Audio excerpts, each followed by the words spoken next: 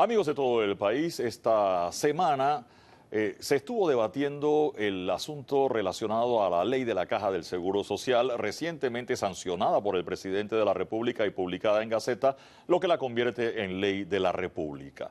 Esto ha generado algunas posiciones encontradas, incluso enfrentamientos. Invitamos a la profesora Maribel Gordón, economista y ex candidata presidencial, junto a Gabriel Díez Montilla, presidente del Consejo Nacional de la Empresa Privada, para conocer dos opiniones contrarias sobre este asunto. Un apagón el fin de semana pasado puso en el tapete el tema de la electricidad en Panamá, tanto de la generación como de transmisión. Hablaremos con el ex secretario de Energía, así como el ex director de la Autoridad de los Servicios Públicos, para tener una perspectiva sobre el asunto. Y Panamá enfrenta a los Estados Unidos, más allá del fútbol de la semana pasada, en el plano diplomático, luego de las reiteradas señalamientos del presidente de los Estados Unidos, Donald Trump, sobre el Canal de Panamá. Javier Martínez Hacha Vázquez, el canciller de la República, nos acompaña para poner en perspectiva este y otros temas a nivel internacional y de la diplomacia panameña. Sean todos bienvenidos a Radar. Buenos días.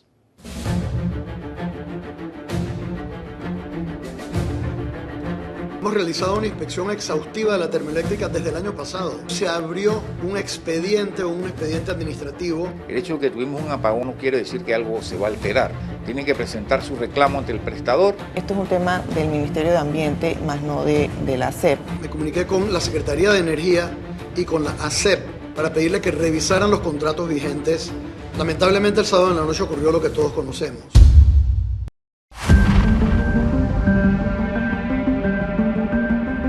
Una ley que estamos esperando hace muchísimos años. No ha escuchado el presidente, medite sobre lo que está haciendo. No han leído la ley. Ellos le dijeron una historia, le dijeron un cuento y comienzan a repetirla. No queda otra cosa que hacer las marchas y que hacer, lamentablemente, el paro. Amigos, hay varios temas para conversar. Nos acompaña la profesora Maribel Gordón, economista, y está Gabriel Díez Montilla, presidente del Consejo Nacional de la Empresa Privada, el CONEP, porque el país está atravesando un momento de transformaciones, pudiéramos llamarlo así, luego de que se haya aprobado una ley de reformas a la Caja del Seguro Social, entendiendo que esto impacta en el país. Hay sectores a favor, hay sectores en contra. No todo el mundo está contento de ninguno de los dos lados de la mesa, debo decirlo, pero queremos hablar un poco de eso y cómo impacta. Profesora, buenos días, bienvenida al Radar. Buenos días, gracias por la invitación. Yo creo que es un tema difícil, neurálgico e importante para la sociedad panameña y sobre todo para los trabajadores y las trabajadoras. Hablaste, estamos en un periodo de transformaciones. Las transformaciones son cambios. Aquí no se ha hecho un cambio. Y eso lo ha dicho el propio director de la Caja del Seguro Social. Lo que han planteado es una profundización y una totalización de cuentas individuales, que en todas partes del mundo ha fracasado. Quiero hablar de eso un poco, profesora, porque usted en el 2005 se opuso al sistema que se cambió a cuentas individuales y usted y lo ha venido diciendo que plantean el sistema solidario o el regreso al sistema solidario. Lo comento porque mucha gente hoy, para plantear los temas de jubilación, dicen, no, el 60% y los 10 mejores años. Y yo, espérate, pero lo del 60% y los 10 mejores años se acabó en el 2005, ¿no? Lo del 60% y los 10 mejores años mantenía vigencia para los que veníamos del sistema exclusivamente de beneficio definido y la parte del sistema mixto que correspondía al componente exclusivamente de beneficios definidos, también ese 500, los 500 balboas. Hoy eso se está cerrando. Ya no son los 10 mejores años y yo creo que eso le debe quedar claro a la población. Vamos al historial de vida laboral. Todos sabemos que cuando sacamos un promedio sobre el historial de los salarios desde el momento que iniciaste hasta que te pensionas, el promedio cae y eso es lo que está. Encima de eso le están colocando lo que ellos llaman un factor de pensionamiento actuarial, que también obliga, y aquí uno de los temas polémicos, a incrementar la edad de jubilación si quieres irte con una pensión mayor, porque hoy te dicen, te puedes ir cuando quieras, que no es cierto, Pero si te vas antes, por ejemplo, ellos mismos en sus factores de pensionamiento tienen, si te vas a los 35 años, dice, tú tienes una tasa de pensionamiento actuarial que se corresponde con el 3.84%. Es decir, una pensión de hambre, de miseria. Ahora, pero las pensiones no llega ni siquiera al mínimo. Quiero echarle la pelota al lado del CONEP, porque el CONEP también se quejó cuando salió la ley. Decían que el 3% de un solo chancletazo aumentando la cuota patronal era demasiado. Buenos días, Eduardo. Buenos días, profesora. Muchas gracias por la invitación. Sí.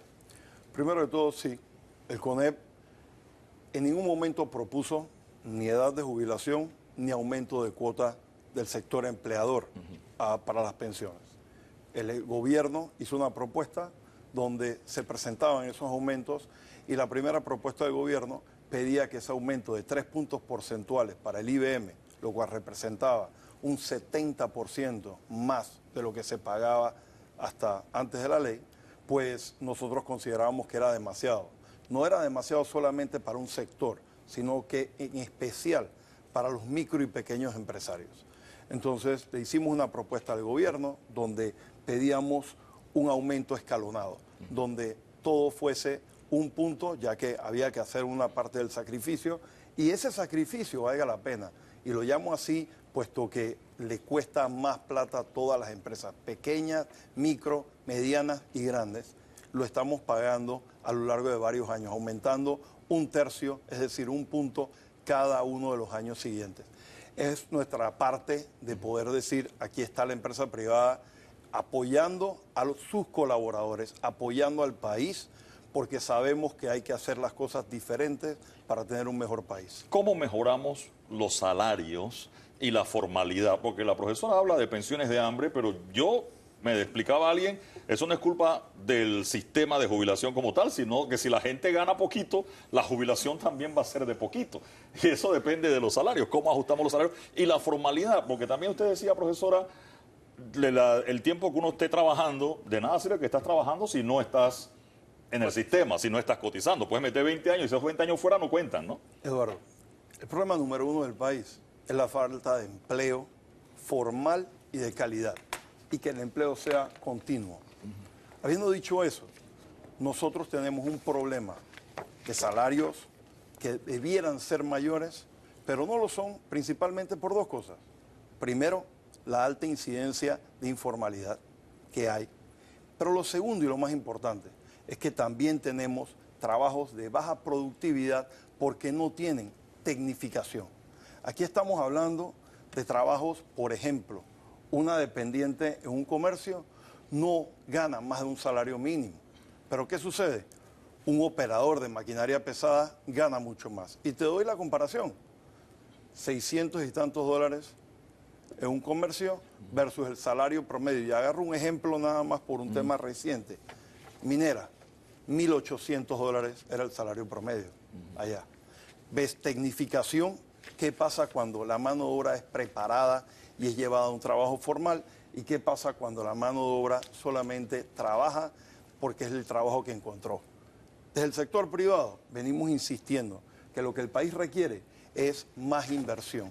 La primera fuente de inversión para esa generación de empleo somos los panameños, es la empresa privada panameña. Nosotros tenemos que hacer las inversiones para generar ese empleo. ¿Y qué se necesita para hacer eso? Una cosa muy sencilla, seguridad jurídica, necesitamos estabilidad macroeconómica y necesitamos a la vez instituciones fuertes. Y quiero citarte un ejemplo. El Premio Nobel de Economía del año pasado, el doctor James Robinson de la Universidad de Harvard, escribió por allá por el año 2012 un libro que se llama ¿Por qué los países fracasan? Y ahí está claramente definido qué sucede y qué pasa, y está la historia, el presente y sus planteamientos hacia el futuro. 3 factores. Número 1, economía de mercado, y no en ningún orden particular, sino los 3. 2, separación de poderes, importantísimo. Y 3, respeto a la propiedad privada. Esa es la fundación. Aquí podemos tratar de cambiar cualquier modelo económico, pero al final del día, los países, los modelos exitosos, tienen esos tres pilares que lo soportan. Nosotros queremos mejor trabajo y trabajo formal para los panameños y estamos trabajando en hacer eso. Y te doy otro ejemplo.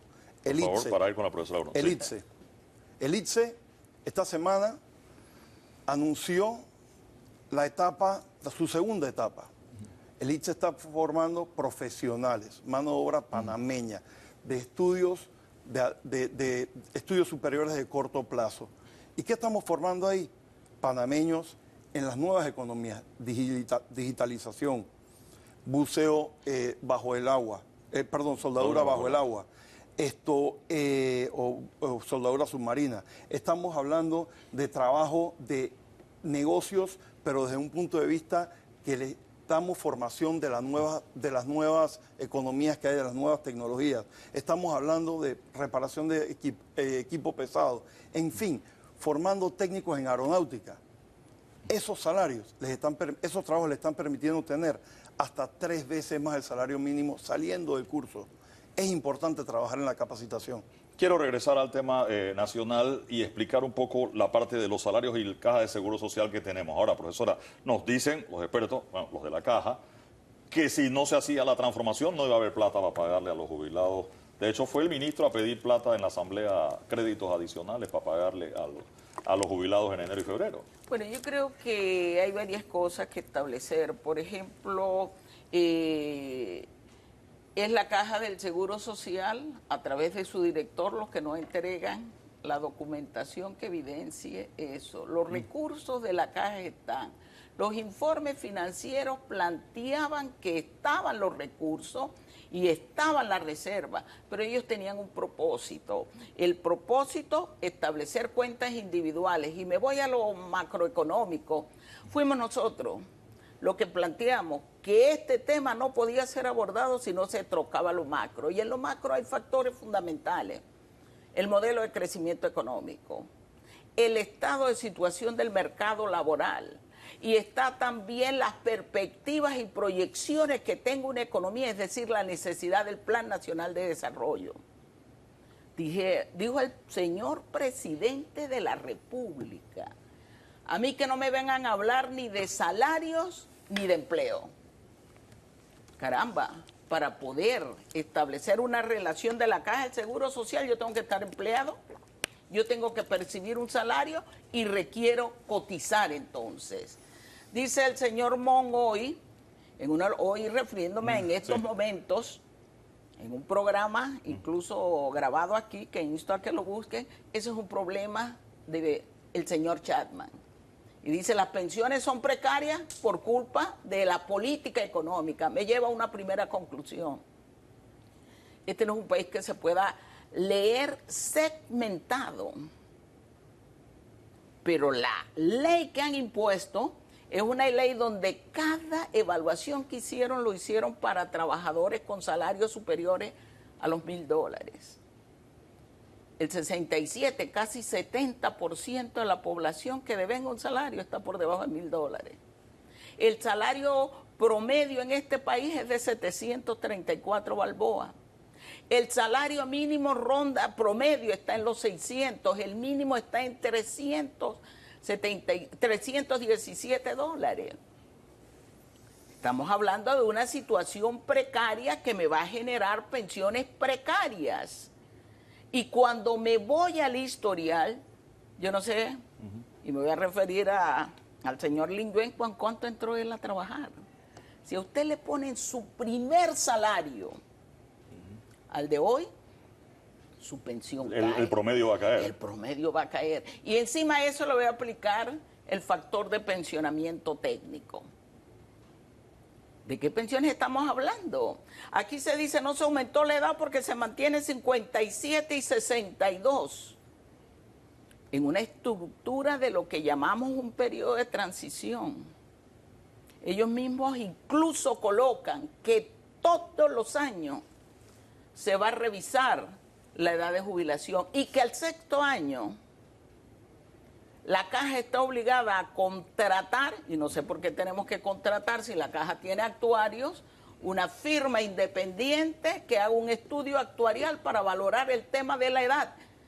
Y dice el señor Mon, los recursos no van a dar y va a haber que aumentar edad, activar mina, que en ninguna parte del mundo, en ninguna, ha resuelto el problema de la pobreza y de la inequidad. A menos que el Estado se vuelva millonario en 6 años y haya plata para no aumentar la jubilación, ¿no? Entonces, sí. Y yo quiero finalizar en un tema aquí. En ninguna parte del mundo las cuentas individuales han dado mejores pensiones. Fíjense, los 3 primeros países con las mejores pensiones, hay una pensión inicial de contribución del Estado para cada trabajador. Luego viene una valoración en términos de lo que es el aporte empresarios, trabajadores. Y finalmente, lo voluntario que puedan establecer. El rango de pensiones 90%. El rango de pensiones a los que pusieron cuentas individuales hasta 19% y menos. Esa es la experiencia. 9 países están en cuentas individuales. En ellos, Panamá, un país profundamente inequitativo. Y voy y termino. Sí.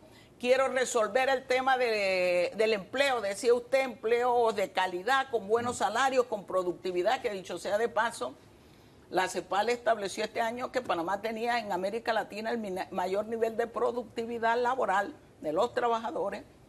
Pero si yo quiero resolver eso, ¿por qué entrego los fondos de la Caja del Seguro Social a la especulación, a la banca y al administrador de fondos de pensiones que no generan empleo? Que generalmente son tecnificados, que tienen un bajo nivel de generación de nuevas plazas de empleo y no como nosotros propusimos. Los recursos de la caja tienen que ir a la valoración de impulsar lo productivo, porque eso genera empleo, salario y por ende recursos adicionales. Gabriel. Mira, primero de todo vamos a hacer varias precisiones aquí sobre lo que se ha dicho. Primero, nadie está diciendo que la mano de obra panameña es de baja productividad. Los trabajos son de bajo valor añadido. Cuando usted tiene bajo valor agregado, tiene un salario bajo porque no está vendiendo un producto de alto valor. Es responsabilidad de la empresa, no, correcto. Es responsabilidad de un mercado donde no hay una mano de obra que nos permita llegar allá. Y por eso estamos trabajando desde nuestra parte en tecnificar la mano de obra para que esa inversión llegue. Y te doy un ejemplo. Sí. Hace 25 años, ¿cuántas grúas pórticos había en los puertos? ¿Cuánta gente estudiaba logística? ¿Cuánta gente aquí sabía operar un portacontenedores de tierra de las grúas estas enormes? Se preparó el personal. ¿Cuál es el salario en los puertos?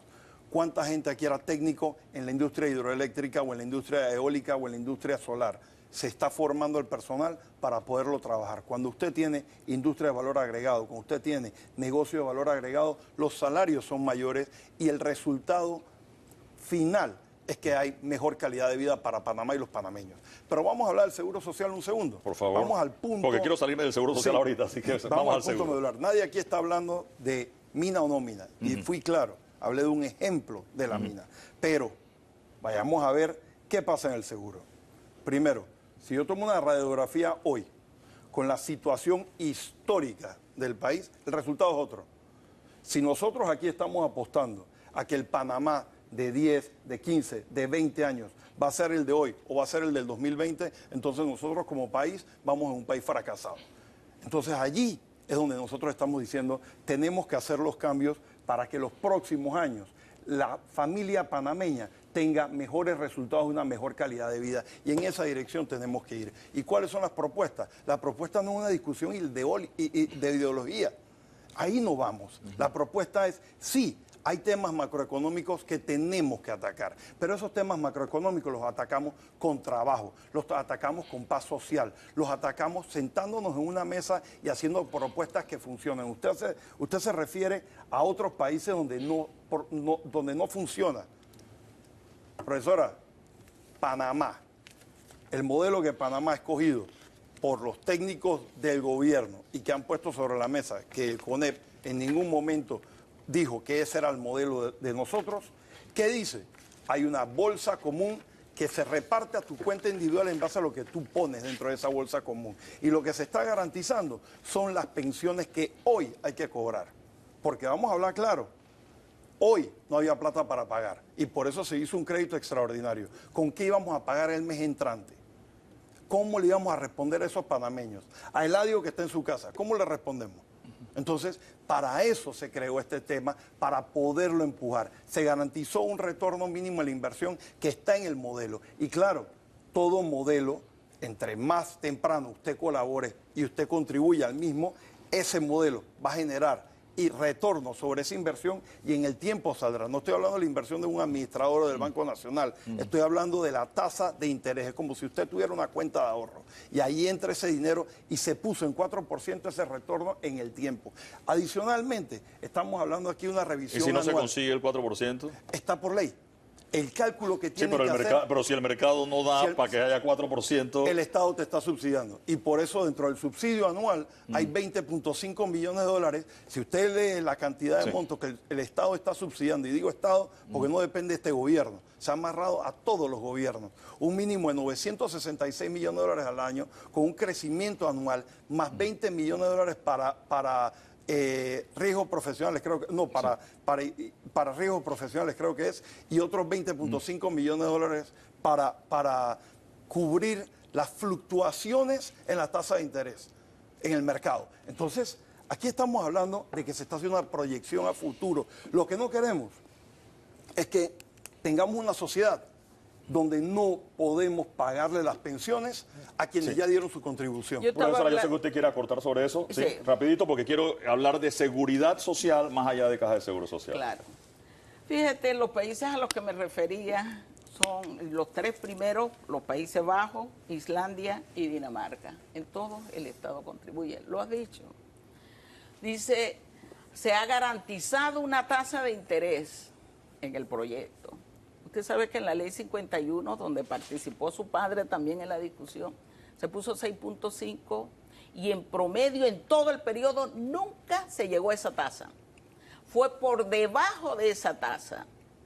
Al final, estoy entregando recursos a un sector que lo quiere para la especulación porque tenemos que valorar el uso de los fondos. Profesora, usted bueno, está faltando. esa es su visión. No, es lo profesora, que se lo voy a debatir, porque ese 6.5 era el retorno que tenía que dar el Banco Nacional administrando y la banca privada que se le entregó recursos. Convenientemente que las tasas de interés a nivel mundial disminuyeron sustancialmente durante los últimos 20 años, que nos lleva al 2005. Pero no se me olvida, es lo que dice el INUE. No, pero es que ahora está por debajo. El Estado, pero es que si vamos a venir aquí a masajear los datos, pero es que ahora está al revés. Quiere ocultar, porque al final me va a decir, no llegamos al 4 porque el mercado financiero nacional e internacional. Yo no he dicho eso. Pero ahora al revés. Usted lo dijo cuando le preguntaron del mercado, el Estado. Pero ahora no está al revés. 4% y hay intereses de plazo fijo pagando 4,5 y 5% ahorita. Y si vamos por 4, estamos perdiendo ese 1% que da el mercado ahora mismo. Cuando las inversiones de la Caja de Seguro Social te den más, vas a tener más en tu cuenta. El mínimo es 4%. Y si no llegamos al 4, lo pone el Estado. Lo pone el Estado. Lo está poniendo porque te lo está garantizando. Okay. Y el Estado sí, somos todos, usted y yo. Pero la carga la tenemos nosotros. ¿Por qué? Ustedes trasladan cuando hacen sus estados contables como costos esas de retribuciones. El trabajador no tiene esa posibilidad.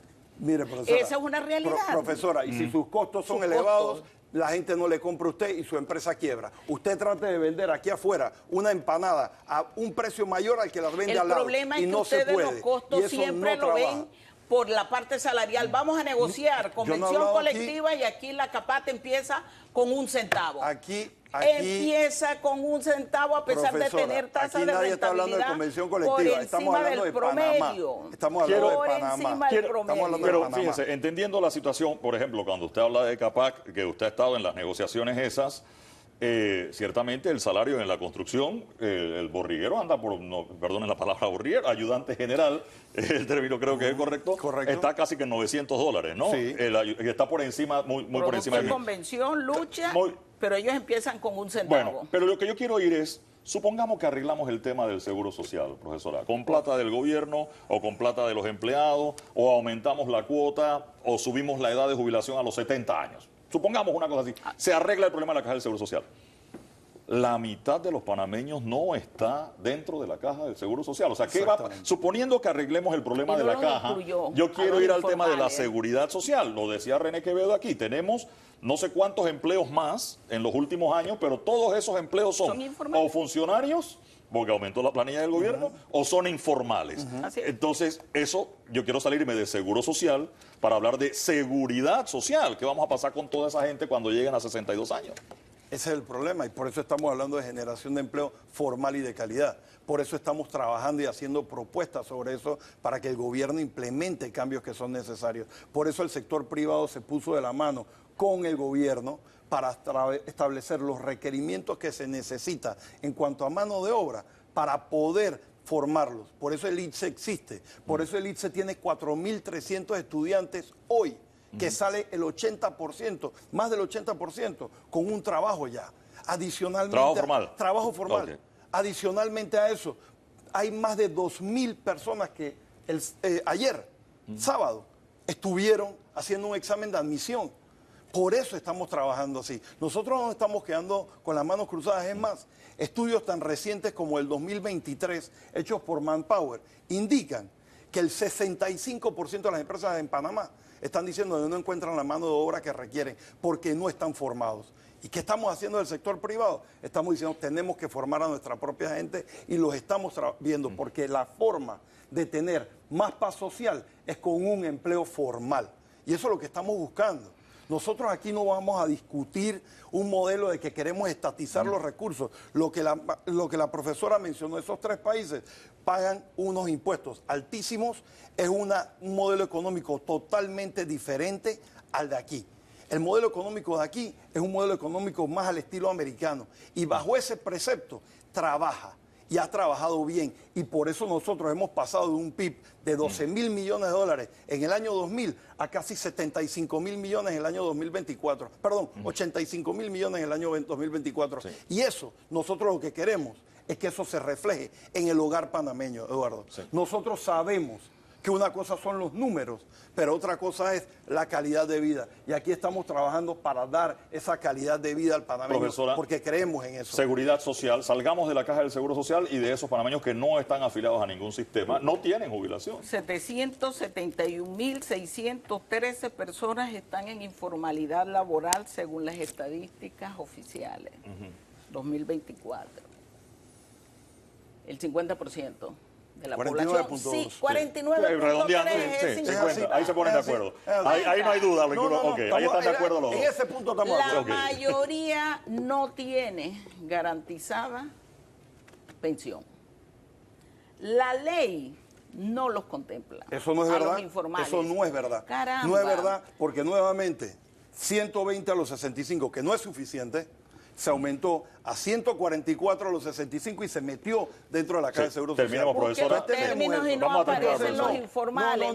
Ahí está. Pero 144 a los 65 serían los informales. 144 a los 65 y eso no es suficiente para nada. Pero es más, no es lo que usted dijo. A los 65. Pero no es lo que usted dijo. Busque no es la cero. ley.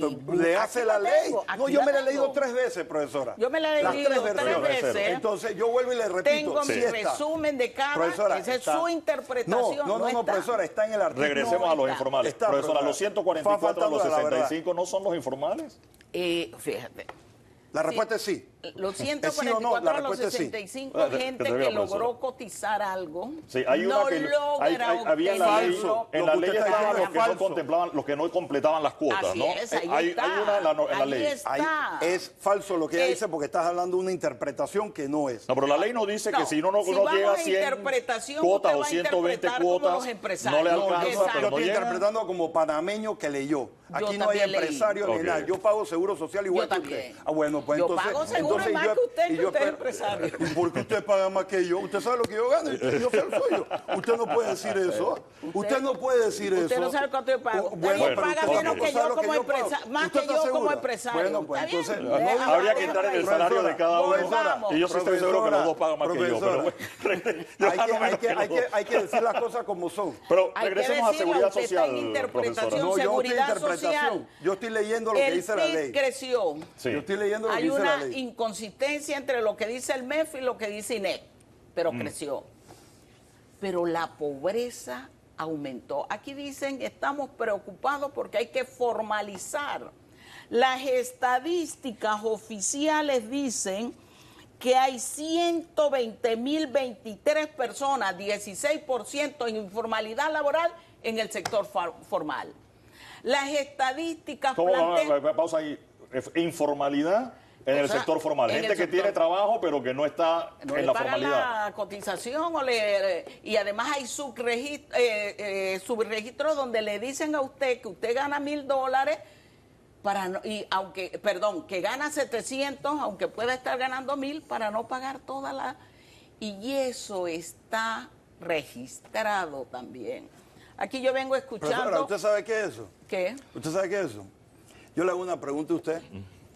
¿Usted cobra gasto de representación? No. ¿No cobra? No. Bueno, los diputados sí. Hay muchos funcionarios también. Los ministros, el presidente. Eso entra allí. También de empresa privada también. Y aquella empresa que viola la ley, que le caiga todo el peso de la ley. Así como ahora le mantuvimos la prescripción de las cuotas cuando no las trasladan a la casa. Usted dice 20 nuevamente, años. ay, Dios mío. No dice 20 años, pero hay una prescripción en la ley. Sí, pero eso es la ley penal.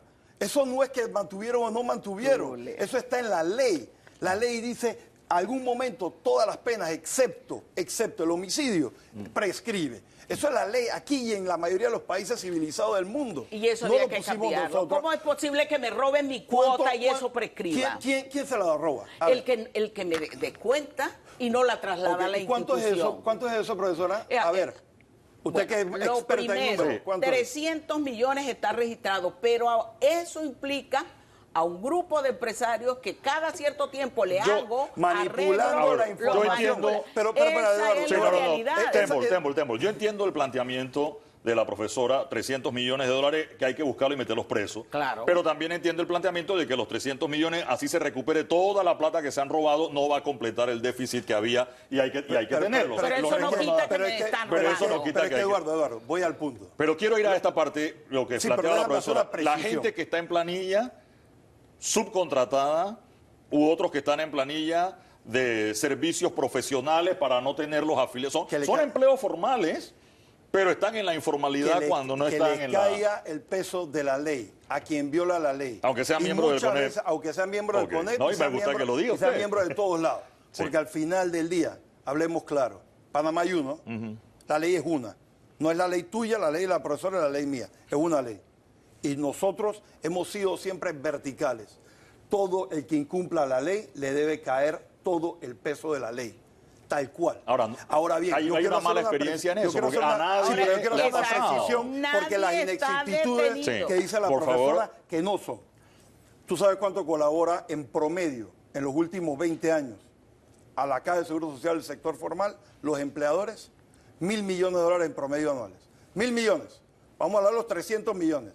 De esos 300 millones, la mitad,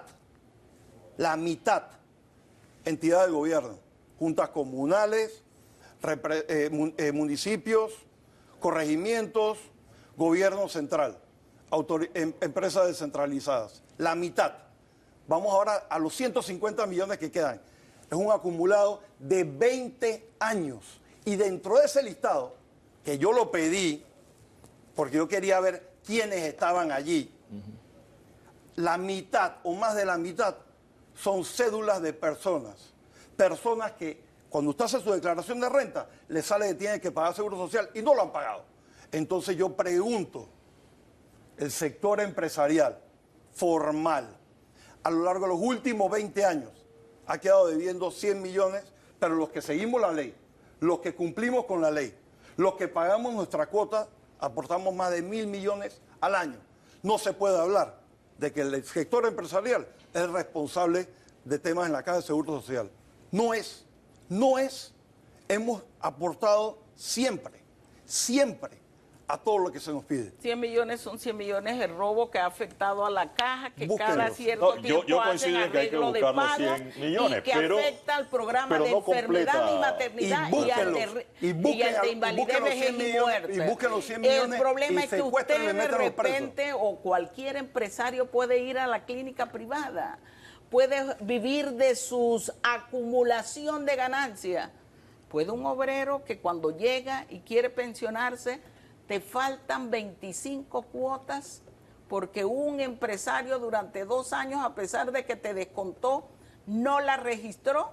Profesora, se lo he dicho 20 veces, lleva la número 21.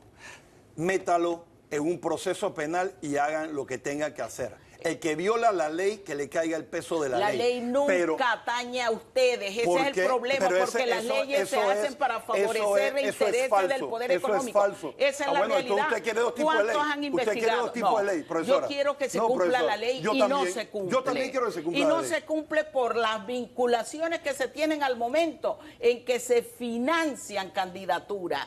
Aquí no pasa nada, por eso el eslogan, la consigna del pueblo panameño.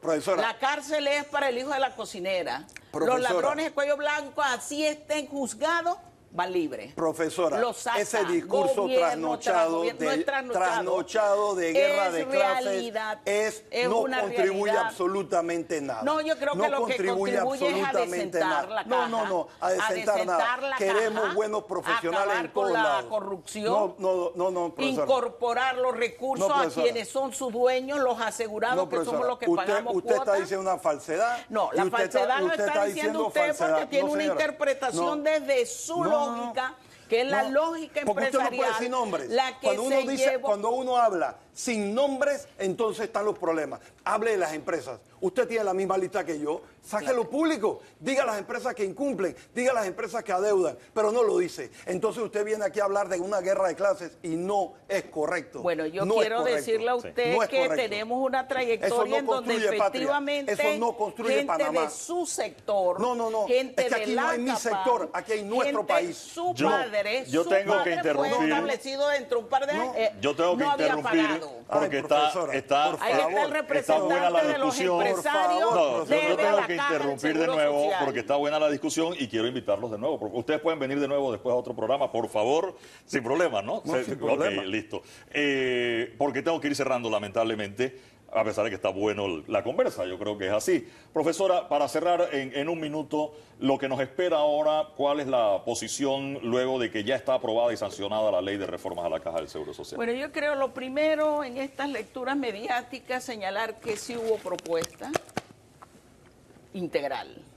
La presentamos, no la quisieron discutir, la prueba desde la mesa de conversa, 11 organizaciones, 10 plantearon regresar a lo solidario, y el Ejecutivo se fue con la propuesta de un solo sector, con algunos cambios, la de CONED.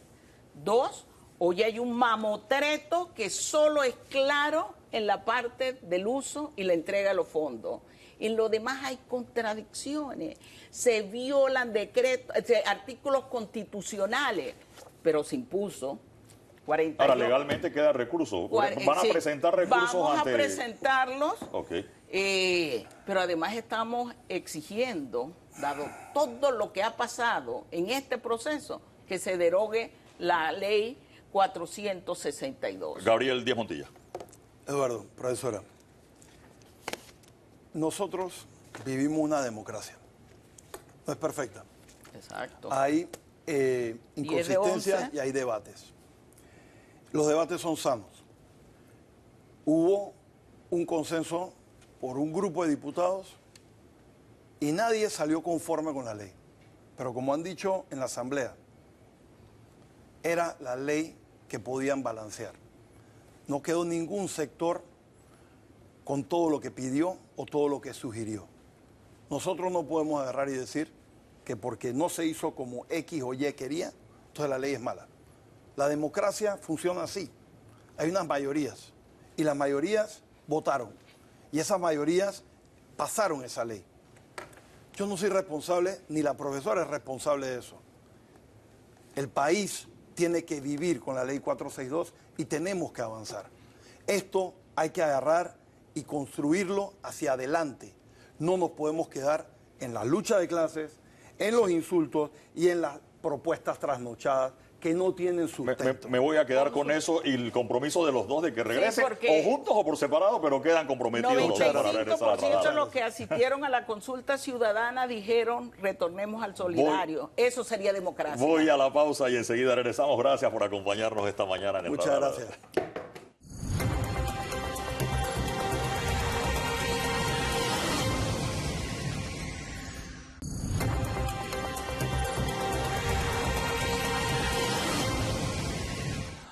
Amigos, el fin de semana pasado se dio una situación de un apagón a medianoche y el apagón nacional. Se quedó toda la República sin electricidad.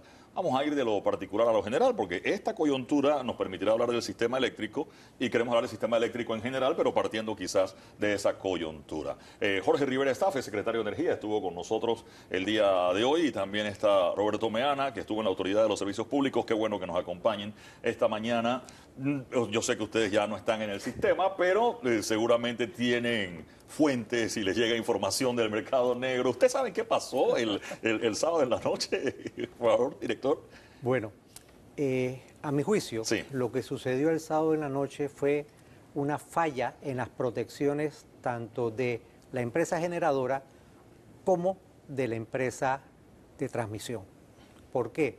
Porque un evento tan pequeño en el cual podría estarse generando 70 megas no era suficiente para poder hacer un apagón nacional, teniendo en cuenta que esa planta se conecta con una línea dedicada a esa subestación de La Chorrera, que es de TESA. Al fallar de alguna forma las protecciones y sobre todo en la subestación de TESA, que es la que forma parte de la columna vertebral del sistema de transmisión, tuvo que haber sido decididamente un fallo en las protecciones de esa subestación. O sea, el fallo en la planta más un fallo en la estación. Correcto. ¿Qué hay de la reacción? Los fallos se pueden dar, eso yo lo entiendo, pero tuvimos casi 6 horas sin luz en algunos lugares. En mi casa fueron como 2 horas y media, pero yo creo que la recuperación del sistema, ¿por qué demoró tanto si fue solo una falla de una planta? Esa es una buena pregunta, porque existe un procedimiento cuando existen este tipo de situaciones, en el cual comienzan a llamar a las plantas que más rápido pueden encender, que básicamente son las plantas de carácter térmico, las cuales pueden demorar entre unos 10 o 15 minutos para poder arrancar. Entendería que eso no sucedió porque la recuperación vino del occidente, desde Chiriquí hacia Panamá, lo cual significa que tuvieron que encenderse de una forma más lenta el sistema hidroeléctrico, que en ese lado tenemos una buena capacidad de un 50-55%, que fue lo que fue ayudando, y habría que ver también si fuimos ayudados en un momento por Costa Rica, que algunas veces nos desconecta, pero otras veces nos ayuda en este tipo de eventos, y eso es una investigación que se tiene que hacer, porque no puede ser posible que por eventos particulares se caiga la red del país. ¿Cómo está la red en este momento? ¿El parque eléctrico en cuánto está y la demanda por dónde anda más o menos? Usted estuvo hasta hace poco en la Secretaría de Energía. Sí, mira, Eduardo, y a los televidentes, y yo creo que es importante nada más reforzar un poco el concepto que menciona Roberto con relación a, evidentemente hubo un incendio en un transformador de la planta generadora térmica de Panamá en Chorrera, pero ese no es el problema. Lo que hay que reiterarle a la ciudadanía que precisamente el problema fue que las protecciones o el sistema que se activa en fracciones o se debe activar en fracciones de segundos, en casos como este, no funcionó, ¿no? El sistema interconectado nacional tiene un criterio de seguridad, y no solo en Panamá, a nivel internacional, que se llama N-1, ¿no? Y el N-1 dice, bueno, N es el sistema, y este sistema debe aguantar, debe resistir una incidencia en uno de sus elementos sin que afecte el resto. Ese criterio no se cumplió, ¿no? Tuvimos una falla en una planta pequeña que en un momento además no estaba generando a plena capacidad y se da ese caso. Ahí, importante, yo estuve revisando un informe preliminar que se emitió por el CND esta semana de eventos. Ellos por cada evento pequeño que se da hacen un reporte, hacen una cronología. La primera, y para darle información a los televidentes, ¿no? de un poco la cronología, cómo se dio. La primera alarma, la activación por la desconexión del transformador se da a las 11:16 de la noche. ahí se empiezan a activar una serie de protocolos y se da un reporte y a las 11:20, 4 minutos, se dispara la primera unidad generadora de Changuinola, imagínate, en el occidente del país. Ahí se ve entonces que se empiezan a activar otros sistemas precisamente para que no se caiga todo, sino que tú vas desconectando carga.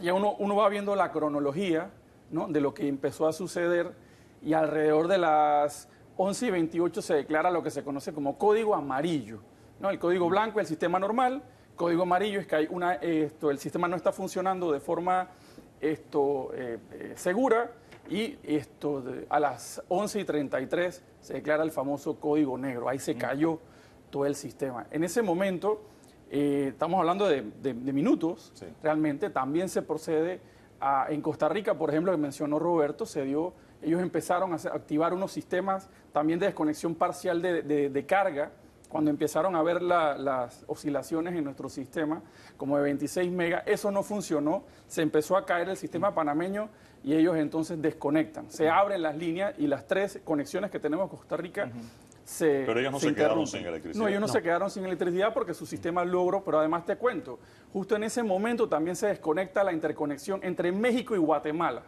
400 megawatts de capacidad de interconexión, se da esa desconexión alrededor de las 11:30 y ellos lograron hacer la reconexión a eso de las 11:55, México con Guatemala. Pero en el caso nuestro, pues sin el soporte también de Costa Rica, no se dio. Igualmente, dentro de los protocolos que mencionaba Roberto, el operador del sistema, que es el Centro Nacional de Despacho de TESA, lo que debe hacer cuando llega un código negro, lo primero es tratar de formar islas eléctricas, ¿no? Con las plantas térmicas, se da una serie de instrucciones a ciertas plantas y algunas no logran realmente. La respuesta que dan en ese momento a las instrucciones del operador del sistema es: todavía no puedo arrancar, por X, por Y, me falta esto, etcétera. Entonces, esas son parte va a ser parte de la investigación, porque en ese momento la respuesta no es. Por eso vimos que se fue recuperando paulatinamente, se generan estas islas eléctricas que además ya están determinadas desde antemano.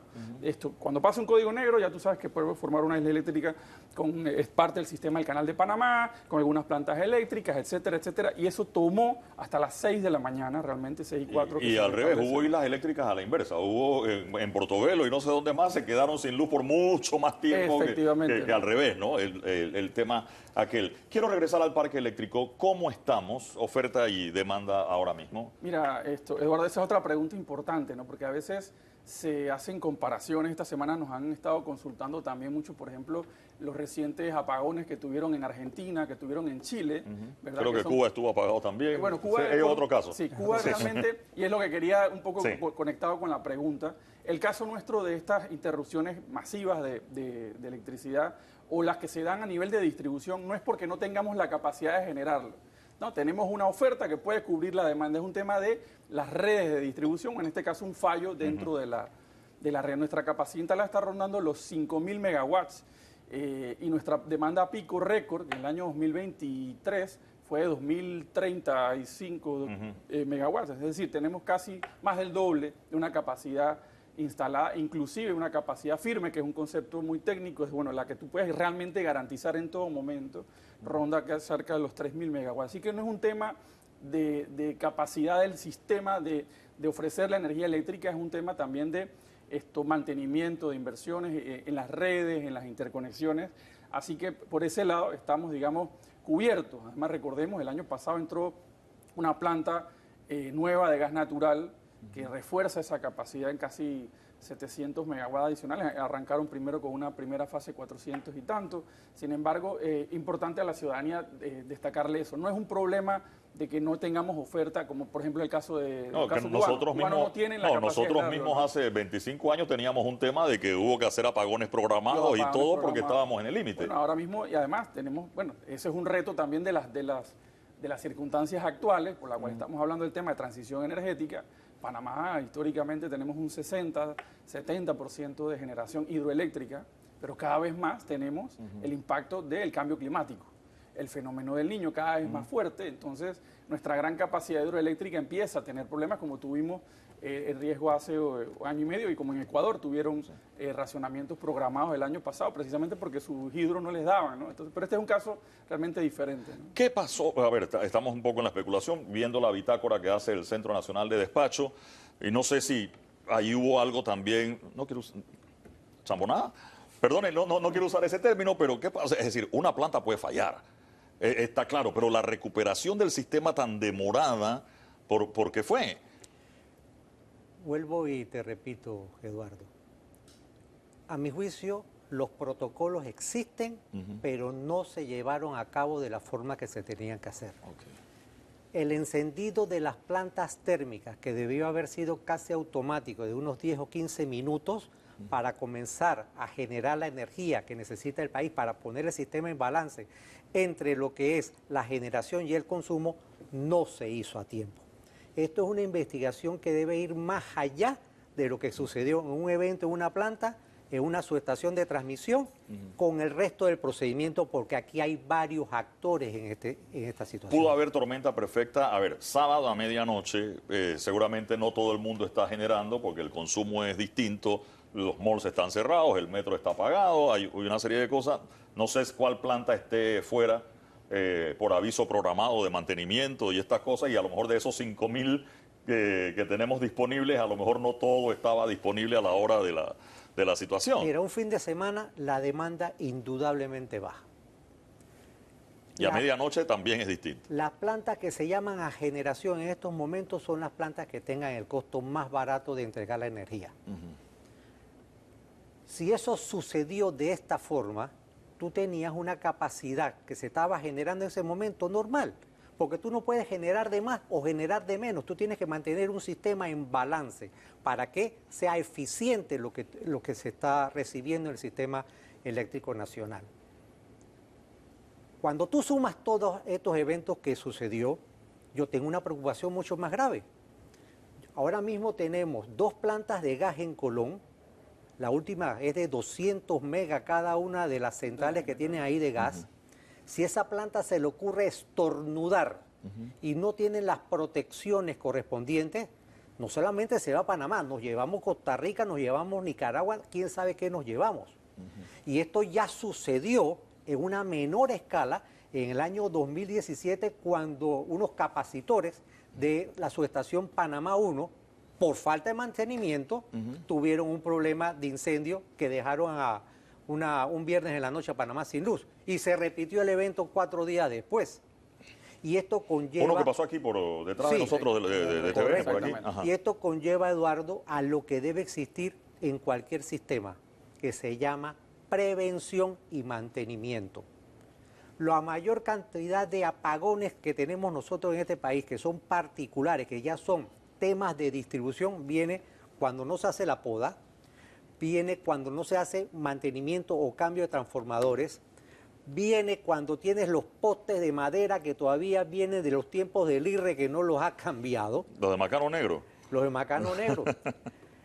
Y toda esta serie de situaciones, cuando viene el verano, cuando viene el invierno es lo mismo. Cuando viene el verano, viene la brisa, la rama toca la línea y desconecta todo.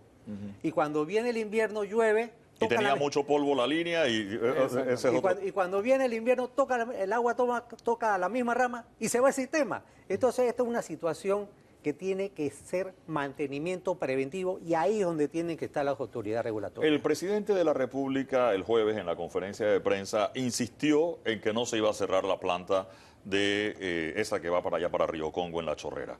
Ahora, hablábamos hace un rato de la demanda y de la oferta que hay. Están plantas de gas, o sea, todas las plantas son necesarias, siempre, pero es tan necesaria una planta como esa que no puede estar fuera del sistema. De hecho, esa planta ya tuvo un episodio una vez por allá por el 2014-2015 y estuvo fuera mientras cambiaban unos tableros y unas cosas que... Fue como en el 2012, 2013. Por allá, sí, que le había pasado. O sea, estuvimos sin ella un tiempo, y cuando le preguntaron al presidente, dijo ayer, no la va a cerrar, y entiendo la decisión, pero me gustaría saber si somos tan dependientes de una sola planta. Bueno, en un evento como el día sábado, sí, Si esa planta hubiera estado en buenas condiciones, o sea, no le hubiera pasado absolutamente nada, hubiera servido para por lo menos el levantar la carga de la energía en Chorrera.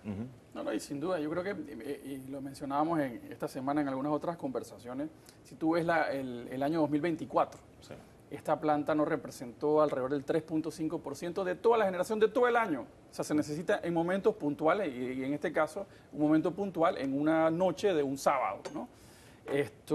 Y lastimosamente, pues puede ser también una condición de el tema de los mantenimientos, precisamente porque no está en operación permanente, que hayan bajado los estándares de alguna manera y no se le haya supervisado de forma correcta. Ya ahí estamos entrando en una especulación. Yo creo que también es importante, pues podemos hacer estos escenarios, ¿no? en función de la experiencia. Sin embargo, pues es importante recalcarlo. Esa planta no representa el 4% de la generación del país. El tema de cerrarla o no va a depender también de la investigación. Yo creo que no es una decisión a priori que debe tomar el gobierno en función de una reacción como tal.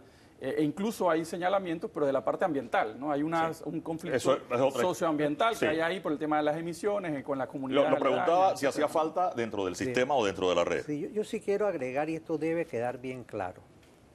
El sector de generación es un sector que se dio en competencia para que los particulares que pudieran invertir con operadores de experiencia pudieran hacer plantas de generación.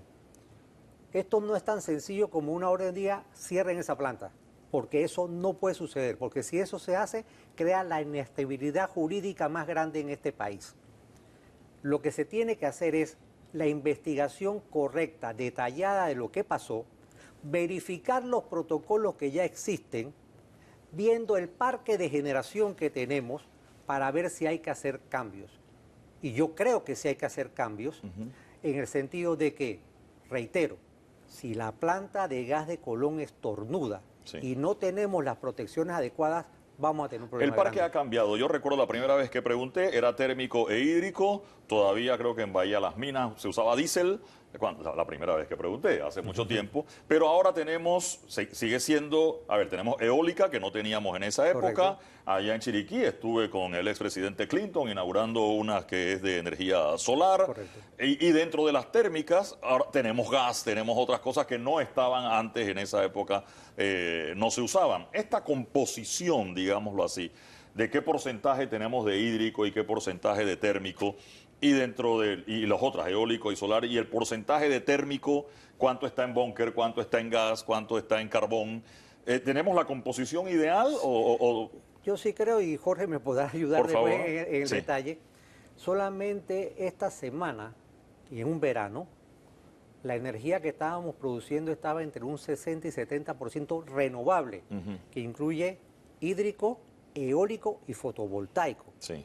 Tenemos parques fotovoltaicos de hasta 120 megas, que en una situación de verano como la que tenemos ahora, en las horas pico, que es entre 9 y 4 de la tarde, está generando energía sin combustible.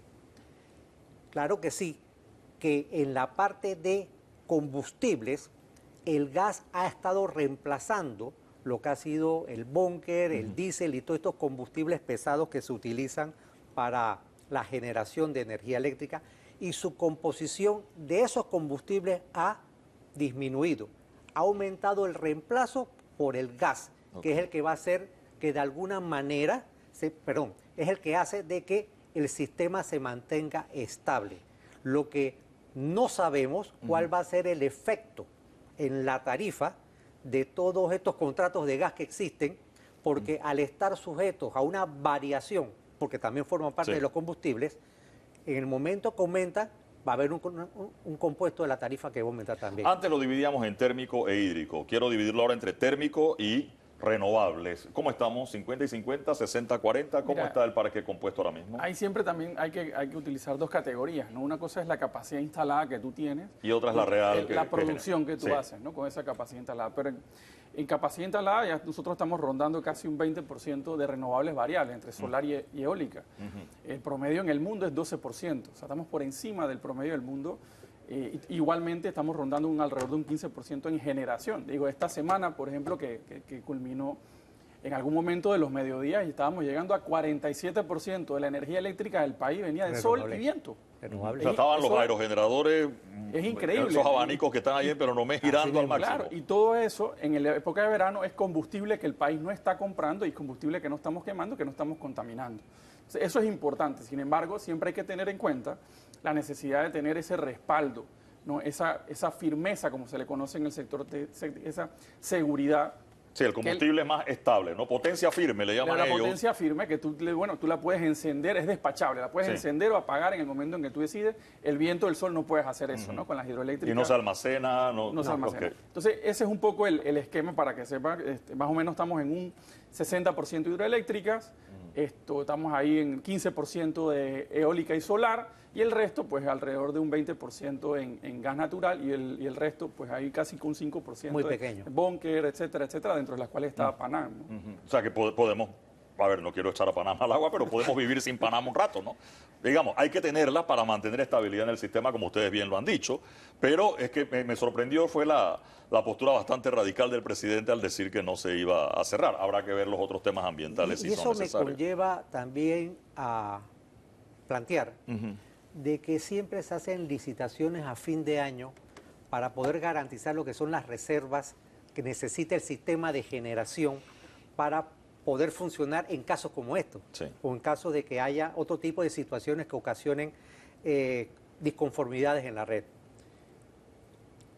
Esas licitaciones que se hacen, a lo mejor no se están haciendo en los tiempos oportunos, se tienen que hacer entre octubre o noviembre para que en diciembre estén adjudicados y tengamos del 1 de enero al 31 de diciembre todo arreglado. Pero si no lo hacemos a tiempo y estamos adjudicando en febrero o marzo, tenemos problemas.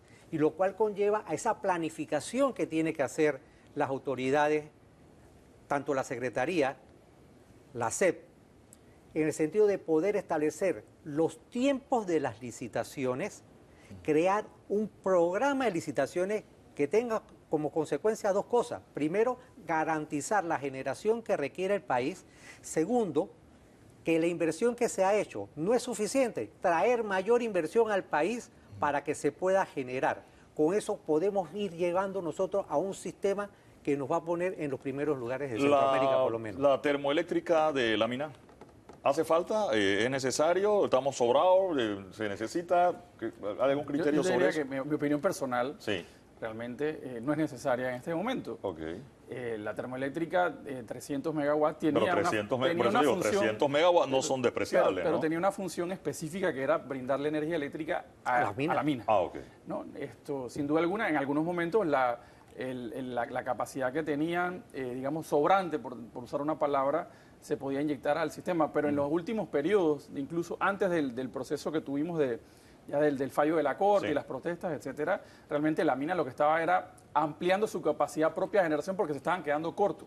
O sea, los que estaban consumiendo energía cada vez más, ya la planta de 300 megas no les era suficiente. Pero el sistema nuestro pues puede funcionar perfectamente sin esa planta. Y para cerrar, yo recuerdo había un tema una vez que teníamos mucha generación en Occidente y mucho consumo acá en el centro de la ciudad, y cuando era la urgencia por la línea de transmisión o la tercera línea, etcétera, y había un desbalance, ¿no? Había mucha generación y no había cómo traerla.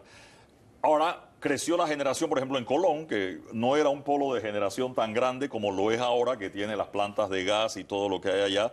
Se necesita una línea de transmisión más bien de Colón para acá, más que la que venía de... ¿Qué tanto cambió eso? ¿Nos hace falta una cuarta línea o hay que ampliar las que viene de Colón? ¿Cómo quedamos en esa situación? De hecho, de Panamá a Colón ya existe una red nueva, con una subestación nueva que está detrás del Rocarú, que es para poder recibir toda esa generación de Colón que, tomando en cuenta las capacidades solamente de las dos plantas de gas, nos da como 1090 o 1100 megas. La mitad del consumo récord del país. La mitad. Las tres líneas que existen, la tercera línea había que potenciarla, poner una serie de capacitadores y otra serie de instrumentos para mantener la energía sin tener que cortar generación para no ocasionar ningún problema. Hemos mejorado, a mi juicio, bastante en ese tema, porque ya, por lo menos en los documentos de transacciones económicas, ya no se está viendo que están parando máquinas por temas de transmisión. Si tú me preguntas a mí la necesidad de una cuarta línea, se requiere una protección del sistema. Pero yo primero invertiría en lo que tengo antes de construir, porque estaríamos construyendo en un lugar donde las situaciones no son tan prácticas. Estamos en una comarca, estamos en una reserva natural, los estudios de impacto ambiental conllevan a hacer una serie de situaciones. Potenciar lo que hay entonces. Exactamente. Muy bien, antes de cerrar, oiga, le invitamos a amigo Rivera Staff para el programa y resulta que la semana pasada en Barbados le dieron un premio de campeón, ¿cómo le dice? Heroes Awards, premio para los héroes Changemaker. ¿Qué fue esto? Por favor, felicitaciones primero y nos aclara un poquito qué fue eso, porque lo invitamos a usted y después de la invitación nos llega la sorpresa del premio. No, gracias por la felicitación, que realmente la recibí yo el premio, pero es un premio al país, a Panamá. Yo creo que hay un proceso de ya de varios años, ¿no? De un sistema, de un sector que ha ido avanzando. Nosotros lo que hicimos fue, de alguna manera, durante el periodo que estuvimos, generar un plan de acción específico para una serie de tareas de política energética que normalmente quedan ahí en el tintero. Así que sí, sin duda alguna, un motivo de orgullo para los panameños, un país pequeño como el nuestro, ser un héroe global para estas entidades globales. Nos han visto como un ejemplo de cómo hacer transición energética, además sin muchos recursos, ¿no? Así es. Eso es lo más importante. Eso también no lo porque con plata todo se puede, ¿no? Así es. Me quedo con eso. Felicitaciones nuevamente. Gracias. De verdad, gracias por acompañarnos esta mañana aquí en El Radar. Vamos a la pausa y regresamos.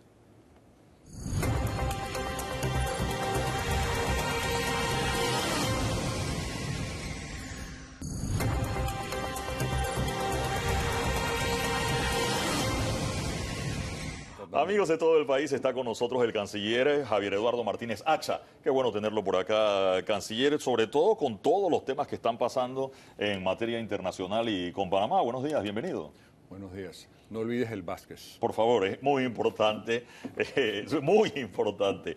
Canciller, definitivamente Donald Trump de alguna forma trastocó, pudiera decirlo así, la agenda internacional del país. Yo recuerdo los primeros objetivos, regresar a Panamá, lo de las listas grises, sacar a Panamá de las listas y unos temas que se habían mencionado cuando recién comenzaba la administración. Y Donald Trump resulta que ha atrapado buena parte de nuestra atención y no sé incluso qué tanto por estar viendo el tema Trump se puedan descuidar los otros temas, canciller. Empiezo por el final. Por favor. No se descuida ningún tema. Yo ya he estado en Bruselas, en Holanda, en España, en Italia. Con el presidente hemos viajado y el tema de las listas siempre es una prioridad para Panamá. No merecemos bajo ninguna circunstancia estar dentro de listas discriminatorias que son denigrantes. Y te tengo que decir que los países europeos son conscientes de eso y por sus procesos internos en el Parlamento Europeo no llevan a votación la exclusión de Panamá de la lista de lavado de dinero. Me lo han dicho. Es una injusticia, es una cosa de tiempo, claro, queremos que sea lo más pronto posible, pero nosotros no controlamos los tiempos del Parlamento Europeo. Por lo tanto, no es que nosotros hemos descuidado los otros aspectos de la política internacional. El señor Petro viene el próximo viernes a Panamá. Tenemos una agenda importante de seguridad, de migración, de la frontera, de cooperación, de inteligencia. Te puedo decir que hay otros presidentes de Sudamérica sumamente importantes que pueden viajar a Panamá en cualquier momento. El presidente Mulino se ha convertido en un líder, en un referente en la región por su convicción democrática, por su valentía en reducir el flujo migratorio irregular. Hoy en día tenemos unas cifras increíbles, impensables cuando el presidente Mulino tomó posesión. Estamos 97% abajo con respecto al año 24. Eso es un gran logro de su presidencia y de su liderazgo.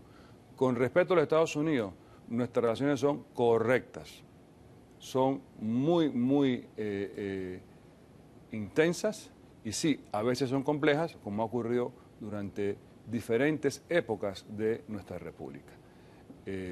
Nosotros mantenemos el mejor nivel de cooperación en materia de seguridad, en materia de ayudas, en materia humanitaria, en materia de cooperación cibernética. En estos momentos me hicieron una entrevista y es cierto que vienen unos helicópteros a llevar ayuda humanitaria a San Blas, a Guanayala y también a transportar un gran generador para una estructura que tenemos en el Pacífico del SENA. Seguimos trabajando de manera eficiente con ellos y te repito, el presidente ha sido claro, el canal no está en discusión, el canal es de Panamá y seguirá siendo de los panameños. ¿Controlan los chinos el canal de Panamá, canciller? Ni los chinos, ni los americanos, ni los franceses, ningún extranjero está en el canal de Panamá. Y eso tiene que ser claro, que no quepa duda, que la comunidad internacional lo sepa. El canal es operado por panameños, el canal es eficiente por la Administración de Panamá y el canal sirve al comercio internacional de una forma muy, muy profesional. No hay ningún tipo de interferencia o injerencia extranjera en el canal de Panamá. Que eso quede claro. Si algunos en la administración del señor Trump lo están diciendo, que se informen mejor. Hay alguien que no les está proporcionando una información veraz. A eso voy. Hay algunas voces aquí en Panamá que sienten que nuestra reacción o nuestra respuesta ha sido tímida ante el tema. Y el propio presidente de la República dijo en algún momento que de ese tema hablaba él. Y entonces eso, claro, si las respuestas quedan limitadas al presidente de la República, ¿qué pasa con nuestros embajadores o la empresa de lobby que se había contratado en los Estados Unidos, etcétera? Bueno, la empresa de lobby hace su trabajo de manera discreta. Nuestros embajadores en el exterior siguen las instrucciones del presidente de la Cancillería. Es cierto que el presidente dijo que él gestionaba este tema, pero él ya dio instrucciones de que la Cancillería y los embajadores hablen y presenten la verdad. Yo tengo que comentar que en Holanda, el viernes pasado, hubo un evento convocado por nuestra embajada, viajó el vicecanciller Guevara Mann y se explicó la realidad. Es que explicar esto es muy fácil. Panamá tiene de su parte la historia, tiene de su parte la legalidad, tiene de su parte la verdad y tiene de su parte el apoyo internacional. No hay nada que explicar. Créeme que no hay que explicar. ¿Cómo queda eso cuando, como usted bien dice, a Donald Trump alguien le está mal informando las cosas o miente? Que esa persona se eduque mejor e informe a su presidente de manera correcta. Quedó pendiente una llamada entre el presidente Donald Trump y el presidente Mulino. ¿Eso en qué quedó, canciller? No se ha dado, pero que no haya ocurrido no significa que pasa algo. Yo estoy seguro que el presidente Mulino no tiene ningún inconveniente en conversar con el presidente de los Estados Unidos o con otro presidente de un país amigo. ¿Pero puede venir en el camino? ¿Quedó pendiente o se canceló? ¿Cómo que el estatus de la llamada? Está pospuesta y sí. Te digo que no se haya dado no significa nada, absolutamente nada. Panamá forma parte desde el 1 de enero de este año del Consejo de Seguridad de las Naciones Unidas. Esa es una mesa en la que se sienta con los Estados Unidos cada vez que se reúnen. ¿Se va a usar esa mesa para acercar otros temas? Como el tema del canal, que es un tema de seguridad sin duda para las Naciones Unidas. Es que yo repito, para nosotros el tema del canal en este momento no está en discusión. Si algún país quiere tocar algún tema sobre el canal, que use los mecanismos diplomáticos. Nosotros no tenemos ningún tipo de intención de hablar sobre el canal de Panamá. El canal es de los panameños y seguirá siendo de los panameños. En ese orden de ideas, que cambió la narrativa, no era el canal, eran los puertos, y en los puertos también hubo un tema de un intercambio accionario, ahora es BlackRock quien va a tener, porque eso hay que perfeccionarlo, ¿no? La mayoría de las acciones en la empresa que administra los puertos. Son como no sé cuántos puertos en el mundo, pero incluye los 2 de Panamá. La concesión. Sí. Incluye la concesión porque los puertos son nuestros. Ok, importante. Explíqueme eso, por favor, haga esta aclaración cuando se dice que los puertos y la concesión. La infraestructura de los puertos pertenece a la nación panameña. Todos los operadores portuarios tienen una concesión para explotar nuestras estructuras según unas condiciones. Por tanto, lo que aquí se está vendiendo es la concesión que al final el país tiene que dar la aprobación. El gobierno del presidente Mulino tiene que estar de acuerdo con esa transacción. Todavía no se ha perfeccionado, por tanto nosotros no podemos emitir una opinión. Estoy seguro que el presidente Mulino va a analizar esa transacción muy detalladamente. Mira, algo que no se dice, este gobierno, bajo el mandato del señor Mulino, inició la auditoría de Panama Ports mucho antes de que la nueva administración en Estados Unidos se preocupara por la propiedad de esos puertos. Y la gente no habla de eso, porque el gobierno y el presidente Molino sabía que esa concesión no estaba gestionada de manera apropiada para los intereses de Panamá. Y que no te quepa la menor duda, si algo está mal hecho allí o si se encuentra algo indebido, se va a investigar y se va a penalizar. Sea de BlackRock o de Hutchinson o del dueño que sea del puerto. Yo me imagino que... De la concesión del puerto. Yo me imagino que BlackRock va a exigir que cualquier asunto indebido lo asuman los que venden. Es normal en una transacción, es normal. El tema China, canciller, hay quienes dicen y los chinos sienten que se pausó un poco el tema. De hecho, el propio presidente anunció que no renovaría el Belt and Road, el acuerdo este de la ruta. Y hay otros asuntos a nivel local. Desclasifico, por ejemplo, había un curso que había preparado China con el Ministerio de Desarrollo Agropecuario, como 30 funcionarios que viajarían a China. Ah, no, ahora nadie va para China. Bueno, no sé al respecto, tendría que invitar a mi amigo Roberto. Pero vamos a ser muy sinceros, ¿no? Quizás es el momento de analizar muy bien los pasos en materia internacional que Panamá dé. No podemos dar un ejemplo de diplomacia de bandazos, pero sí tenemos que ser muy comedidos en los pasos que damos. La relación con China es respetuosa, la relación con China es esencialmente comercial. Aquí no tenemos ninguna influencia de la República Popular China de ninguna índole, y pues tienen algún tipo de proyectos que se ganaron con otros gobiernos y que nosotros sencillamente, como un gobierno que respeta el Estado de Derecho, sigue con esas contrataciones. Yo estoy tranquilo con el nivel de relaciones que tenemos con muchos países de Asia, con Japón, que está financiando el metro hacia el oeste, con Corea del Sur, que está construyendo el metro hacia oeste, y que ellos tienen una pequeña compañía, creo que China, subcontratada. Entonces, es normal que cuando tú acometes grandes obras de infraestructura, el ganador subcontrate especialistas, porque tú al final lo que quieres es hacer una buena obra, con buena calidad y a mejor precio. Ahora, ahí sigue siendo China un país amigo. Panamá tiene relaciones diplomáticas con muchos países. Nosotros no tenemos enemigos. Nosotros enfrentamos amenazas, narcotráfico, crimen organizado, terrorismo, los carteles, y en ese sentido colaboramos con todos los países. Y recalco, no con este gobierno, con todos los anteriores. El principal socio en esta materia de seguridad siempre ha sido los Estados Unidos. Estados Unidos entiende la importancia de Panamá por su posición geográfica, por su canal, expandido por nosotros, con dinero nuestro. Un canal que hoy en día permite que el puerto más beneficiado de todos en el mundo sea el puerto de Houston. El 40% de las exportaciones energéticas de Houston pasan por el canal hacia Asia. Un canal ampliado que permite que el 70% de toda la carga containerizada que va hacia Estados Unidos o desde los Estados Unidos pase por el canal de Panamá. El canal es un activo de los panameños, seguirá haciéndolo en beneficio del mundo.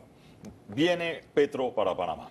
De hecho, regresando a Estados Unidos y asociándolo con Colombia, cuando el presidente Molino decía la frontera sur de los Estados Unidos es Darién, precisamente nuestra frontera con Colombia. Y ahora viene Petro para Panamá. ¿Qué hay en la agenda con Petro, canciller?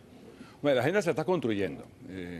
Hay una agenda, por supuesto, presidencial. El presidente Molino tiene una relación personal muy buena con el señor Petro. Colombia es nuestro vecino en el este, 266 kilómetros, una selva porosa, y la intención de Panamá y del presidente Molino es siempre mantener las mejores relaciones con Colombia, más allá de quién es el presidente. El señor Petro viene, estará una noche aquí. En la agenda con el presidente se tocarán temas de seguridad, de cooperación, de inteligencia, y luego el señor Petro irá a Bocas creo que va a ofrecer una ofrenda floral a unos héroes colombianos y yo la acompañaré a Boca. El presidente, se han dado temas, usted hablaba de un 97% de reducción de la cantidad de gente que venía por la frontera en Darién. Sí, en el año 23 fueron 540.000. Medio millón de personas. En el año 24 fueron 320.000 y a febrero 28, si acaso, habían pasado 2.000. A eso voy. Sin embargo, se ha mencionado el tráfico o el tránsito, no sé cómo quieran llamarlo, inverso. Sí. O sea, gente que está llegando por Paso Canoas y que quiere ir a Colombia para regresarse a su destino, Venezuela, Ecuador, el que sea, a través de Darién. Y he escuchado un organismo de derechos humanos de Colombia quejándose de la forma en que llegan y el estado en que llegan los migrantes que van en sentido inverso. No sé dónde estaban cuando venían a la vuelta, pero bien dicho, se lo pregunto a usted. Bien dicho. Por Muy favor, bien, te adelantaste. Sí. Respecto a esa opinión de ese organismo de derechos humanos de Colombia, qué raro que no decía nada cuando entraban aquí 540.000 en el año 23 y en el año 24 320.000.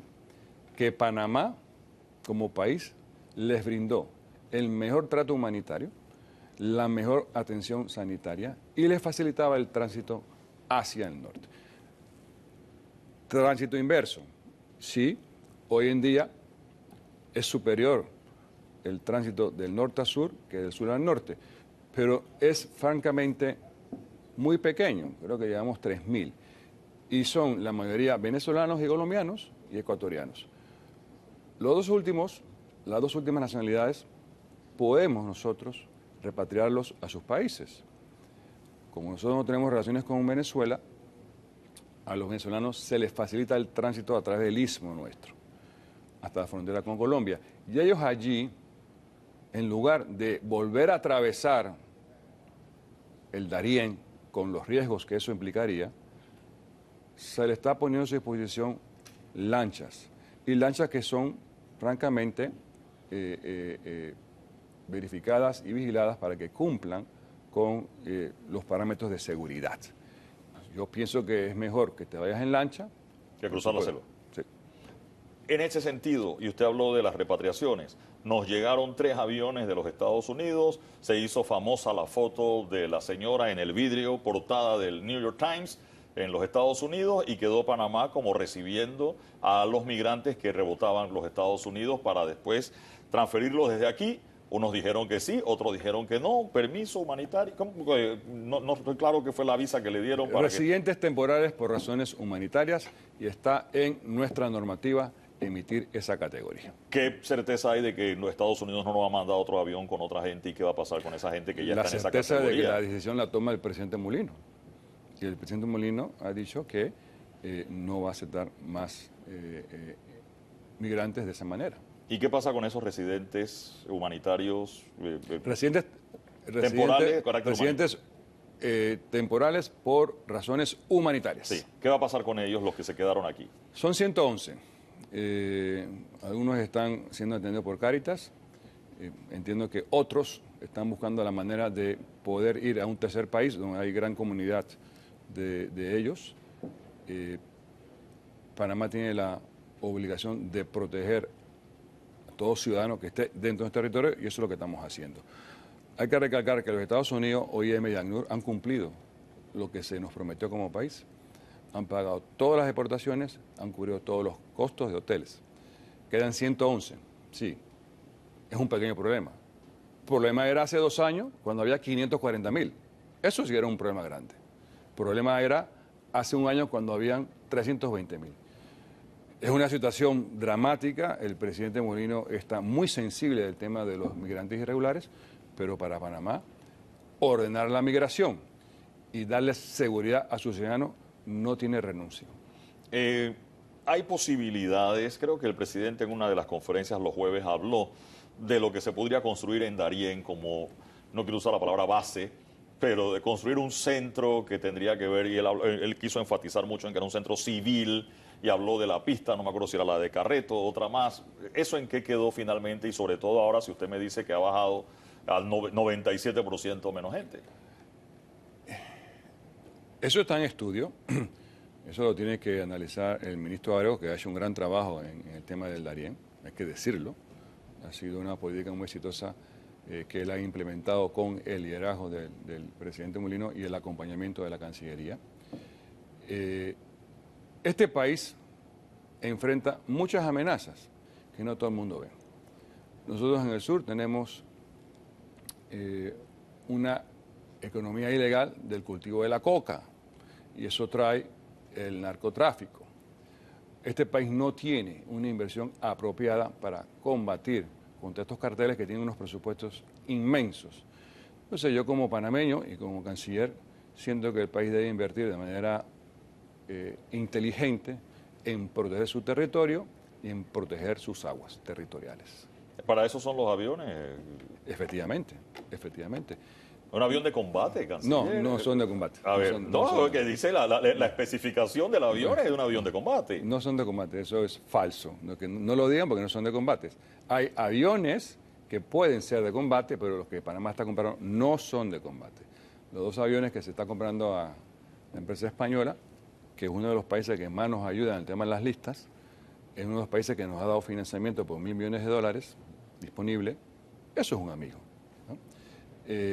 Son para mover, por ejemplo, en tiempos escolares, los profesores, los maestros, son para mover... Esos son los grandes, los de carga, ¿no? Voy para allá. Sí. Para mover carga en caso de que enfrentemos desastres, como ocurrió el año pasado con las inundaciones, porque tienen la capacidad de aterrizar en cortas pistas. Los otros aviones, los Tucanes, no son de guerra, son para patrullar nuestras costas, que permiten más seguridad a nuestros hombres y mayor rapidez.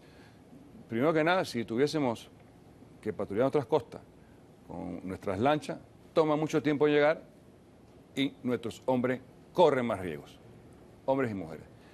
Este mecanismo, esta plataforma volante, lo que permite es alcanzar más rápido nuestras aguas territoriales, alertar de cualquier movimiento irregular y cumplir con defender Panamá de las amenazas del narcotráfico. Pero no son de guerra. Ahora, unos aviones son brasileños, los otros son franceses. Creo que uno es de Airbus y el otro es de Embraer. Creo que uno es brasileño y otro es de Airbus. Eso no irrita, por ejemplo, a los otros fabricantes en Estados Unidos, que ya hay una situación incómoda con Estados Unidos, canciller. Hombre, yo te digo que Estados Unidos puede perfectamente ofrecer equipos si las condiciones son apropiadas, ¿no? Aviones gringos, helicópteros gringos. No tengo ningún problema siempre y cuando las condiciones sean apropiadas. Hay una realidad, y esta administración lo sabe. Esta administración del señor Trump lo sabe. Estados Unidos olvidó Latinoamérica por casi 20 años. Se focalizaron en la guerra contra el terrorismo, en el Medio Oriente y ahora en Ucrania. Eso es una realidad. Ellos mismos lo reconocen. Este país tuvo 5 años sin embajador. 5. Nosotros tenemos la mejor relación con Estados Unidos. Cooperamos en muchos asuntos y seguiremos haciéndolo. Pero también nuestro país tiene que velar por sus mejores intereses. Vamos a otros asuntos hemisféricos. ¿Qué pasó en la OEA, canciller? Habían 2 candidatos. Entiendo que Panamá ya se había comprometido con uno de ellos. El candidato se bajó. ¿Qué terminó pasando en la OEA, por favor? Hubo un gran consenso a favor del señor Randín y ganó por aclamación. Todos los Estados miembros votaron por el candidato de Surinam. Pero ese no era el candidato original de Panamá, ¿no? Nosotros teníamos el apoyo al señor Ramírez, porque Paraguay nos abrió la puerta de Mercosur y francamente el acceso a Panamá fue muy rápido, en 4 o 5 meses. Un gran logro de la presidencia del señor Mulino, creo que es tiempo récord. Y el presidente Mulino no al final, sino mucho antes decidió apoyar a Paraguay.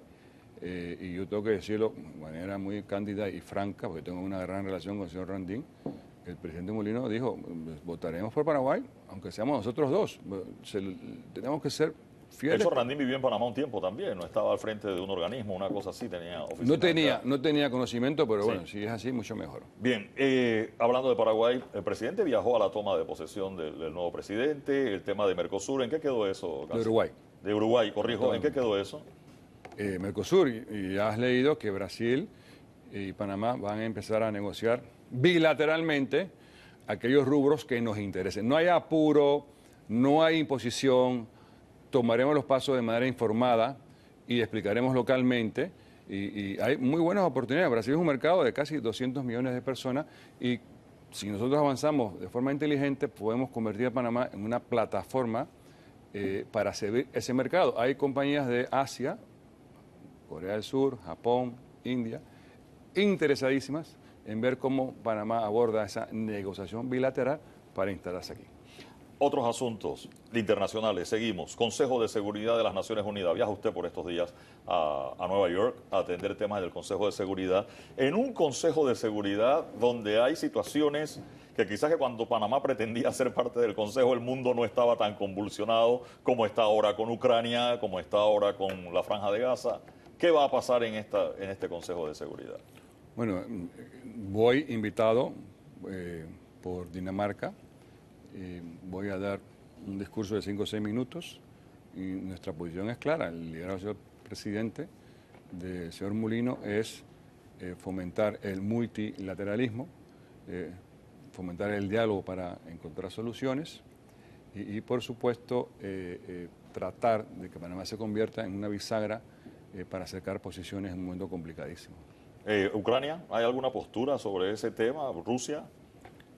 Nosotros abogamos por lo que se votó en el Consejo de Seguridad, que era un lenguaje irreprochable, léanla, un lenguaje irreprochable, paz. Algunos países consideran que el lenguaje no era apropiado, pero hoy en día esa resolución es la que está permitiendo en este momento una aproximación para encontrar un cese al fuego temporal al menos, y hasta el propio presidente Zelensky, según las últimas noticias, está de acuerdo con lo que allí se aprobó. Y a nivel más cercano, aquí en Centroamérica había un tema con SICA, Sistema de Integración Centroamericana, creo que hay unos cambios allí. ¿Cuál es la posición de Panamá? ¿A quién respalda? No es la posición de Panamá, es la posición de la mayoría de los países de Centroamérica. Sí. ¿Qué está pasando? Por primero, para poner en perspectiva y cuéntenos la posición que va a tomar Panamá. Nosotros queremos que Nicaragua asuma sus responsabilidades, pero también nosotros deseamos que Nicaragua presente un candidato que cumpla con algunas características, que ellos escojan su candidato. Nosotros allí nos metemos. ¿Y cuáles son las características que exigen? Se han hecho conocer a Nicaragua, ellos saben cuáles son. ¿Cómo va el asunto con Nicaragua? Hablando en general, además del tema del SICA, Panamá tiene pendiente un asunto, un salvoconducto. Sí, pero Panamá tiene pendiente un asunto. Hay un panameño asilado en la Embajada de Nicaragua en territorio nuestro. Hubo un salvoconducto en un momento, se negó ese salvoconducto por el gobierno de entonces. Nunca dieron salvoconducto. Por eso Panamá no dio el salvoconducto. No, el gobierno de señor Cortizo no dio el salvoconducto. Por eso Nicaragua lo pidió y Panamá no lo dio. Eso fue en el gobierno de Cortizo. Sí. Hay cambio de embajador incluso en Nicaragua, o sea, ahora tenemos otra embajadora que no era la misma de ese momento. Sí, exacto. ¿Se ha vuelto a pedir salvoconducto? ¿Se mantiene o el salvoconducto viejo se puede, después de rechazado, eso se está analizando. Revivir? Esa situación se está analizando. El presidente Mulino tomará su decisión, respetando, por supuesto, el derecho internacional y nuestras normas. Ahora, pero ya usted en algún momento tuvo que comunicarse con Nicaragua para pedirle orden, digámoslo así, a las normas internacionales respecto al asilado. Varias veces. ¿Varias veces? Sí. ¿Y qué ha pasado con esas comunicaciones? Igual el presidente. La intensidad ha sido reducida, pero no es inaceptable que una persona asilada en una embajada haga comentarios políticos sobre la realidad del país. Eso es inaceptable. ¿Y cuántas comunicaciones van de esas, canciller? Varias. Varias. Me voy a quedar con eso. ¿Algún asunto adicional? Usted viaja en estos días, canciller, ¿no? Sí, viajo a Nueva York a una reunión del Consejo de Seguridad. Precisamente del Consejo de Seguridad. ¿Hay algún tema pendiente allí? No, nada importante. Ok. No, si es el Consejo de Seguridad debe ser importante, canciller. El país está siendo liderizado por un gran presidente, que no quepa duda. El señor Mulino tiene claro sus obligaciones como presidente constitucional, que tiene la intención de manejarse de una forma abierta, respetuosa con todos los países. Sí, principalmente con los Estados Unidos, porque es nuestro principal socio comercial, nuestro principal socio en materia de cooperación y nuestro principal socio en materia de seguridad. Pero el canal es de los panameños y seguirá siendo de los panameños. En medio de esta convulsión hay la posibilidad de una reunión más allá de la llamada aquella pospuesta entre Trump y Mulino, un viaje del presidente a la Casa Blanca, por ejemplo. Bueno, yo he aprendido en la diplomacia que no debo adelantarme a los acontecimientos. si se dan las circunstancias y Estados Unidos y Panamá consideran que es oportuno, yo no veo ningún inconveniente. Okay. Como decía un amigo mío, no se descarta. El tiempo dirá. Me voy a quedar con eso. Javier Martínez Hacha Vázquez, canciller de la República de Panamá. Gracias por acompañarnos esta mañana aquí en el Radar. Muchas gracias.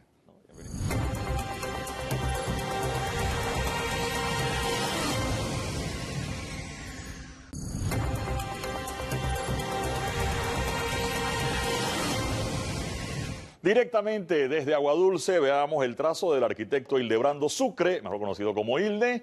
Ahí está, se acordó del canciller. Hacha, ¿cómo va lo de Trump? Dice, por ahora no hay amenaza.